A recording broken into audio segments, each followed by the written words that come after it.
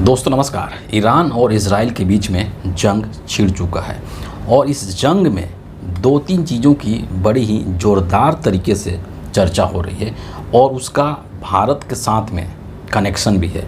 इसको हम लोग समझने की कोशिश करेंगे और साथ ही हम इस बात को भी समझने की कोशिश करेंगे कि क्यों हिंदुस्तान के अंदर जो नरेंद्र मोदी के अंधभक्त हैं वो इजराइल को सपोर्ट करने लगे हैं। दोनों चीज़ों को हम लोग यहाँ पर समझने की कोशिश करेंगे बहुत ही आसान भाषा में, बहुत ही आसान तरीके से।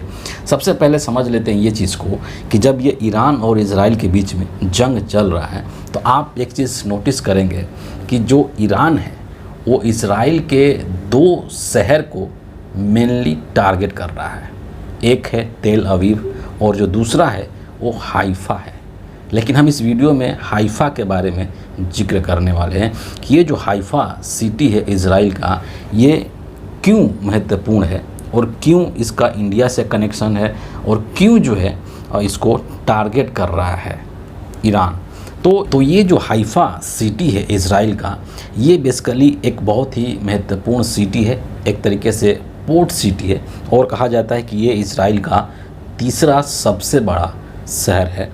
और दुनिया से, चूँकि एक पोर्ट सिटी है, तो दुनिया से इजराइल को कैसे कनेक्ट करना है, उस कनेक्शन में इस हाइफा सिटी का बहुत ही बड़ा रोल है। क्योंकि ये पोर्ट सिटी है, यहाँ पर कई तरीके के बंदरगाह हैं और साथ ही यहाँ पर एक ऑयल रिफाइनरी भी है। तो आप देखेंगे कि ये जो हाइफा सिटी है ये इजराइल के लिए राजनीतिक तौर पर, कूटनीतिक तौर पर, आर्थिक तौर पर हर तरीके से एक महत्वपूर्ण शहर है। और इसीलिए इसके महत्ता को देखते हुए, समझते हुए ईरान इस हाइफा जो सिटी है, जो शहर है, उसको टारगेट कर रहा है। अब दूसरा जो चीज़ है कि इसका इंडिया के साथ क्या कनेक्शन है और क्यों भाजपाई अंधभक्त इजराइल को सपोर्ट करने लगे हैं, इसको भी हम लोग यहाँ पर समझ लेते हैं। मैं आपको बहुत संक्षेप में ये चीज़ बताना चाहता हूँ कि चूँकि हाइफा इजराइल का एक पोर्ट सिटी है और यहाँ पर इस शहर के अंदर जो हमारे अडानी जी हैं, जो कि हमारे प्रधानमंत्री नरेंद्र मोदी के बहुत ही प्रिय, बहुत ही करीबी मित्र हैं, उनका एक यहाँ पर पोर्ट है। मतलब हाइफा शहर के अंदर अडानी साहब का एक पोर्ट है और 2023 के अंदर बेसिकली इस पोर्ट का अधिग्रहण किया था अडानी ग्रुप ने। और इस पोर्ट के अंदर मैं आपको बता दूं कि 70% जो हिस्सेदारी है, जो शेयर है, वो अडानी के पास है और 30% इसका जो शेयर है वो इजराइल के एक दूसरी कंपनी के पास है। यानी कि जो पोर्ट है हाइफा के अंदर, हाइफा पोर्ट भी जिसको कहते हैं, न्यूज़ में अक्सर हाइफा पोर्ट के नाम से आप इसको देख रहे होंगे और पढ़ रहे होंगे। तो ये जो हाइफा पोर्ट है, इसके अंदर एक बहुत बड़ा जो शेयर लगा हुआ है वो अडानी साहब का लगा हुआ है। इस चीज़ को आप बहुत ही क्लियर, स्पष्ट तरीके से समझ लीजिए। और जब जो ईरान है वो इस हाइफा पोर्ट को या हाइफा शहर को टारगेट कर रहा है, तो ये जो हाइफा पोर्ट है अडानी साहब का, इसको बहुत ही भयंकर तरीके से नुकसान हो रहा है। और ये जो शेयर लिया है अडानी साहब ने, ऐसा नहीं कि ये कोई 1-2 साल के लिए लिया है, 2054 तक, 2054 तक ये जो कॉन्ट्रैक्ट है, ये जो डील है, वो मान्य रहेगा। यानी कि बहुत लंबे अवधि के लिए अडानी साहब ने इजराइल के अंदर इन्वेस्ट किया है, वहाँ पर निवेश किया है। तो ईरान चूँकि इस पोर्ट को तहस नहस कर रहा है ना, इस पोर्ट को नुकसान पहुँचा रहा है और उसके वजह से किसका नुकसान हो रहा है? अडानी जी को नुकसान हो रहा है। और अडानी जी का नुकसान हो रहा है मतलब किसका नुकसान हो रहा है? मोदी जी का नुकसान हो रहा है। तो जो अंधभक्त लोग हैं वो कैसे अडानी के नुकसान को बर्दाश्त कर पाएंगे? वो कैसे ये चीज़ बर्दाश्त कर पाएंगे कि हमारे जो परम पूज्य मोदी जी हैं, उनके परम प्रिय मित्र को इतना नुकसान झेलना पड़ रहा है ईरान के वजह से?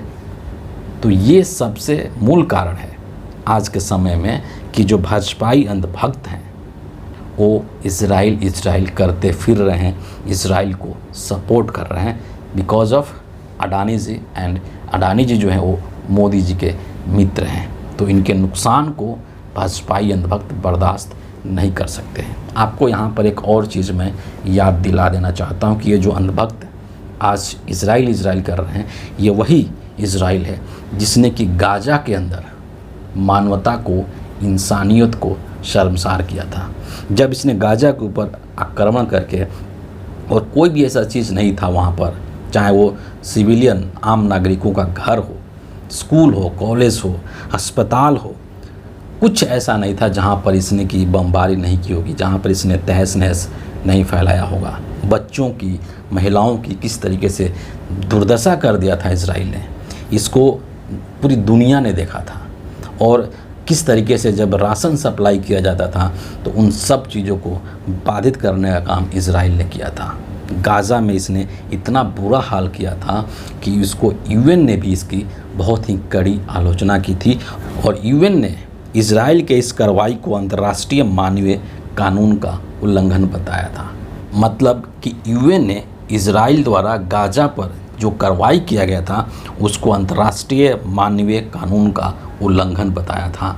और आज जो अंधभक्त हैं हिंदुस्तान के, वो उसी इसराइल को वाहवाही कर रहे हैं, उसी इसराइल का सपोर्ट कर रहे हैं। सोचिए कि जिसके कार्रवाई को लेकर के पूरी दुनिया ने उसकी आलोचना की थी, आज उसी की प्रशंसा हमारे देश के भाजपाई अंधभक्त कर रहे हैं। कारण क्या है ये मैंने आपको बता दिया, इसको दोबारा से रिपीट करने की ज़रूरत नहीं है। इनके लिए कुछ भी मायने नहीं रखता है, ना तो इंसानियत मायने रखता है, ना मानवता मायने रखता है, ना दया, करुणा, प्रेम, भाईचारा, सौहार्द कुछ मायने नहीं रखता है। इनके लिए सिर्फ और सिर्फ क्या मायने रखता है, नरेंद्र मोदी का हित, नरेंद्र मोदी से जुड़े हुए जो लोग हैं उनका हित, बस ये इसी के बारे में सोचते हैं, इसके अलावा किसी के बारे में सोचते नहीं। ये वही लोग हैं जो कल तक ट्रंप की जीत के लिए हवन कर रहे थे, यज्ञ कर रहे थे, लेकिन जीतने के बाद वही ट्रंप जब भारत के साथ गलत तरीके से व्यवहार कर रहा था, जब नरेंद्र मोदी को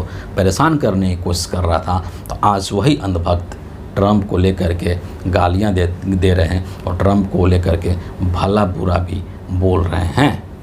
तो फिलहाल इस वीडियो के लिए इतना ही है। मुझे उम्मीद है कि आप समझ गए होंगे कि क्यों भारतीय अंधभक्त इजराइल का सपोर्ट कर रहे हैं। यही मेरा मकसद था इस वीडियो को बनाने का।